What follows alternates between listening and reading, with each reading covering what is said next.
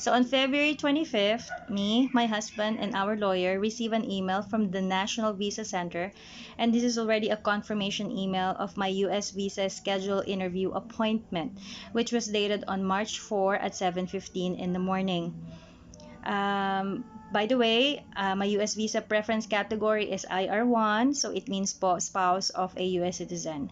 So it was a rush and a mix of emotion, but primarily we were very happy. Kami pong mag-asawa ay napakasaya na naka-receive ng email na ito because we've been waiting for this email since June of 2018. I know what's in your mind. So on my next vlog, I will be sharing our journey and experience from June of 2018 to this vlog date. But going back to the rush of emotion, na-receive po namin yung email na madaling araw. So since my husband is in the US, baligtad yung oras niya. So it's in the morning for him and madaling araw for me.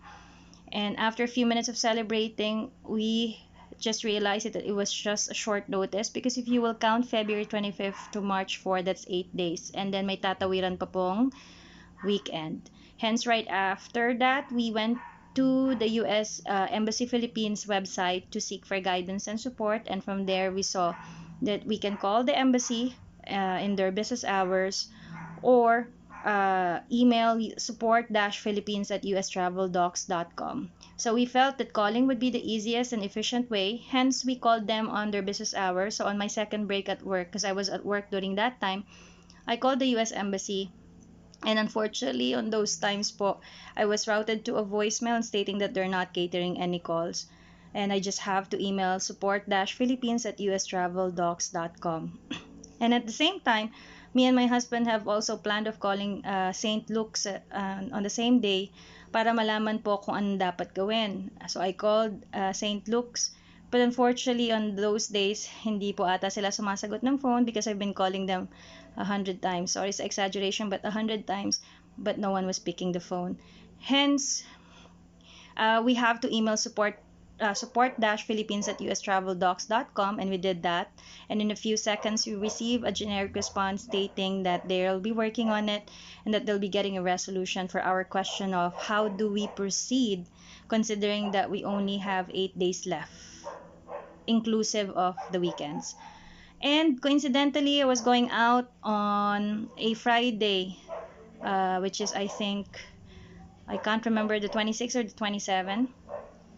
And I went to Malate. So I can personally ask someone there how do we proceed, because they're not picking up my phone call. And I did. I went there.